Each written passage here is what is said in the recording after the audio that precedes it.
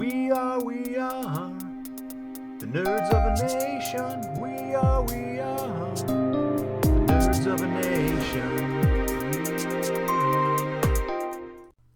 One Piece, Chapter 25, Lies.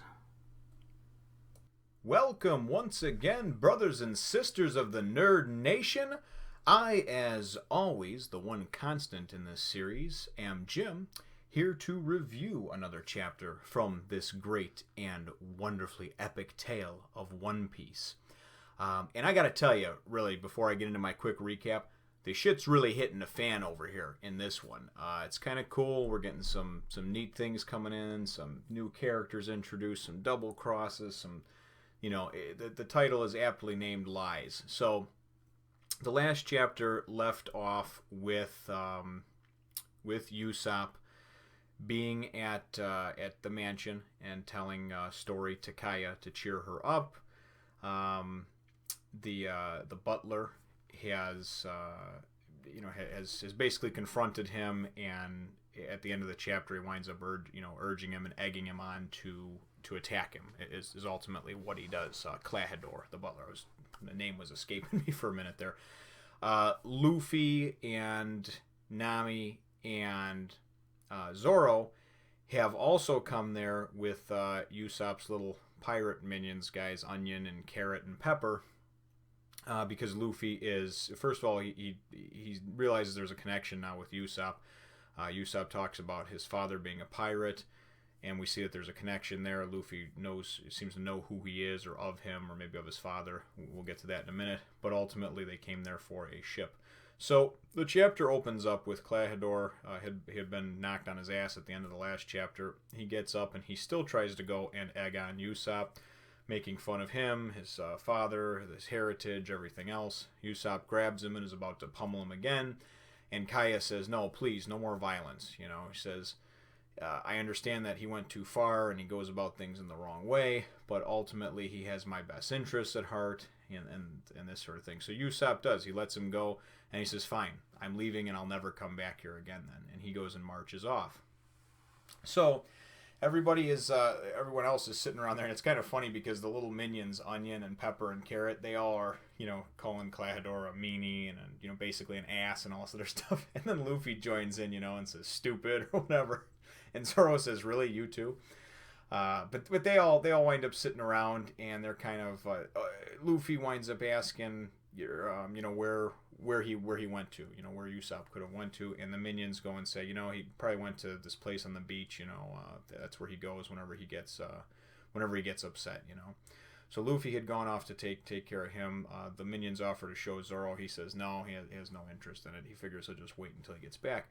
But then Zoro goes and mentions, and he looks at him and says, "Hey, isn't there a third one of you guys?" And they said, "Oh yeah, that's Onion. He always disappears.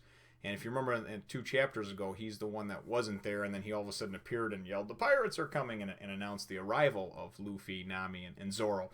So a couple of panels later, Onion comes running and says, oh my god, I can't believe it's horrible. There's a backwards man, and they're going, "You're lying. What are you talking about?" "No, I'm serious. There's a backwards man." So sure enough, they show panel by panel this tall, thin, wispy type of person here that is walking backwards. The next page, we're then introduced to Django, the hypnotist, and he introduces himself as that. And Onion and Pepper and Carrot are, "Oh boy, that's great! You're a hypnotist. Could you hypnotize us?" And he says, "Why? Sure. I'll say 1, 2, and Django, and you'll be out cold, or you'll be sleeping or whatever." So he goes 1, 2. And then as he says Django, he just whips this pendant out that he's got and just knocks all 3 of them, lays them out cold. At any rate, while this is all transpiring, there's a touching, heartfelt moment where we get a little bit of a background about Kurahadol and his past and kind of his motivations. He sits and he talks with Kaya. He goes to bring some food into her, and she says, "I'm not hungry." And he kind of guilts her into eating it and says, "Well, you don't want to upset the cook. He works so hard to prepare this great, healthy food to help you because you're ill." And she basically says, "Hey, listen, I understand that I went against your wishes, but Usopp is a good person, and I don't know why you would do that." And so he kind of gives in a little bit too, and says, "Listen, you don't understand. I understand I went too far with him. I can't pick and choose your friends for you and tell you who you can or can't be around. However, 3 years ago when I came to this island, I had, and he gives us a quick background on his story, and he says, I worked on a ship, I was marooned here after making one mistake by the crew that he was with or whatever, and was broke and penniless. So he says, if I hadn't met your father and he hadn't taken me in and helped me out like he did, I probably would have ended up dead in a ditch somewhere. And I think those were his exact words. So you kind of see that he feels that he owes an allegiance to the parents because now they've passed on, but he did promise them that he would take care of Kaya. So he explains his motivations and says, if Usopp were to ever hurt you or lay a hand on you, I mean, he's got a bad reputation. He's known as this liar. He's the son of a pirate. He's not trustworthy, in his eyes anyway. He says, and I would never forgive myself. I would have failed myself, or I would have failed your father, and everything that he did for me. So we are then taken away to Usopp sitting on the beach. He's pretty upset. His father and his integrity and his heritage and background and upbringing were brought into question. Luffy appears all of a sudden out of nowhere, hanging upside down from a tree. Usopp says, "Oh, you scared the shit out of me. Don't ever do that." And they sit and they share a heartfelt moment.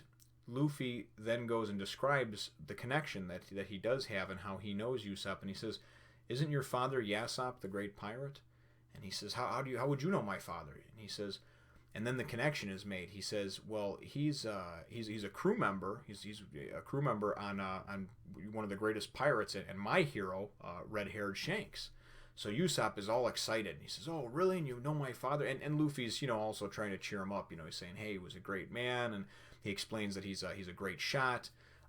He explains also why he kind of recognized Usopp because they bear the family resemblance. They both have similar facial structure, hair, that sort of thing.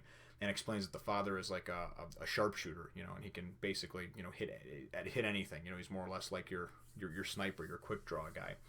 So he speaks very highly of him. There goes into a quick flashback where when Luffy was younger, even before we were first introduced to him, Yasopp is talking to him in the bar, and he's talking to him about his son Usopp, and he's probably about your age, and Luffy's going, "Oh, not again! I've heard this 1,000 times," and Yasopp says, "And you're going to hear it 1,000 more because he's my son, and you don't understand. I mean, I love him or I care for him, but but the call of the pirate flag, and you obviously can't bring a child with you on that. So when you're a pirate, so I guess that's not the the good parent-like thing to do. So they probably don't have DCFS that anybody's calling in this world, but it's still not a good idea. So." It was a nice touching moment between the two of them. I thought it helps to develop Usopp's character, Luffy as well. And then we see that there is a connection, with obviously with red-haired Shanks, and this being a crew member, Usopp's father actually being, one of his crew members. So I thought that was kind of cool how it's, tying things in. And these are some of the great things that I enjoy about these type of stories, how everything weaves in. So the chapter ends shortly after that. Usopp and Luffy, overhear something or see something in the distance, and there's a secret meeting between. Oh, that's what it was. Luffy says, "Yeah, I don't really like that butler. He's a piece of shit." That he was finishing up his story about his father and how he was great, and then Usopp says, "Yeah, I don't know why that butler is being so down on him. He is a great pirate." And Luffy goes and says, "Yeah, and he says, and I'd like to tell him that or something." He says, "Oh, you mean that butler right over there?" And they both look up and they see him in the distance, and he's having a secret meeting with Django, Django the hypnotist, and he's berating Kurahadol is berating Django for making himself seen in the town. He kind of sticks out like a sore thumb because he is kind of an odd, person. And Django says, "Oh, I'm not doing anything strange or this or that," and he says, "Is everything ready for for the plan or whatever, to execute the plan?" And then the chapter winds up leaving you off on a cliffhanger because then Django says, "Yeah, Operation kill Kaya or do away with Kaya or Kaya dies or whatever the case is ready to be launched and ready to go." So we now know that Kurahadol is planning her demise, probably to take the money that had been left to her. I guess we'll find out in the next chapter. But the last panel is kind of an oh shit moment with Luffy and Usopp both going like, "Kill Kaya," So we have one more chapter here. The next one will be the last one of this volume, and things are again starting to pick up and heat up. I'm really enjoying the way the narrative is going, And I would like to know what you think, my brothers and sisters of the nation. So leave your thoughts in the comments down below. Leave a like.